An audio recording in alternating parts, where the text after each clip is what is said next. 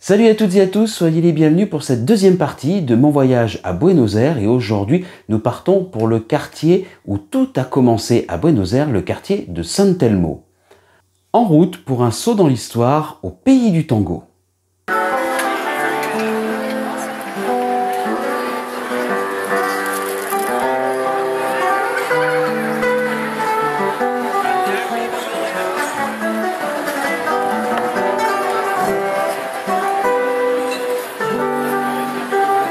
Nous voici maintenant dans le quartier historique de Buenos Aires, situé au sud de la ville, le quartier de San Telmo. Il est connu pour ses rues pavées, ses maisons coloniales et ses nombreux musées. Le quartier est également un haut lieu de la culture populaire avec ses nombreux marchés, cafés et bars.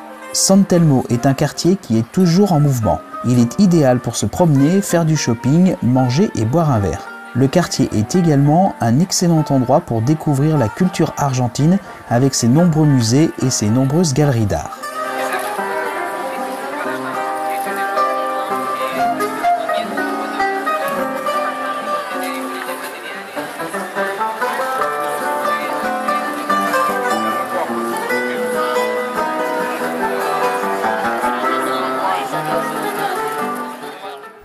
À ne pas rater, le marché de San Telmo qui a été inauguré en février 1897 dans le but de fournir la nourriture nécessaire à la nouvelle vague d'immigrants arrivés dans la ville en provenance du vieux continent.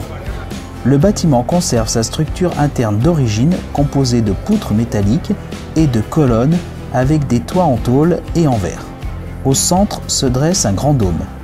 Ce marché a évolué au fil des décennies pour devenir un lieu où le passé et le présent se rencontrent harmonieusement. Les murs de ce marché résonnent d'histoire et de souvenirs, créant une atmosphère unique qui transporte les visiteurs dans une autre époque. Des bijoux artisanaux aux œuvres d'art originales, chaque coin du marché offre une occasion de découvrir l'artisanat unique du pays. Les saveurs de l'Argentine prennent vie au marché de San Telmo.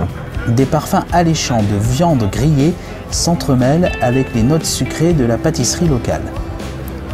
Les restaurants et les stands de nourriture proposent une variété de plats traditionnels tels que l'asado, barbecue argentin, et les empanadas, transportant les visiteurs dans un voyage culinaire au cœur de l'Argentine. Le marché de San Telmo n'est pas seulement un lieu de commerce, mais une fenêtre ouverte sur le passé. Ses ruelles pavées et ses bâtiments historiques offrent une escapade dans le Buenos Aires d'autrefois. Les antiquaires et les objets vintage trouvés ici racontent une histoire visuelle de l'évolution de la ville.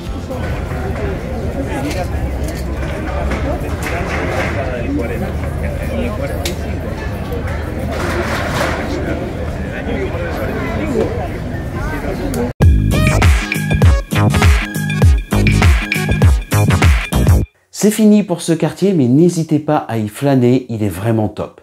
Dans l'épisode 3, nous nous rendrons dans le quartier de la Boca et de Retiro. N'oubliez pas que vous pouvez à tout moment voir l'intégralité de mon voyage à Buenos Aires en cliquant sur le lien juste à côté. Et puis abonnez-vous et activez les notifications pour ne surtout rien rater de l'épisode 3 de mon voyage à Buenos Aires.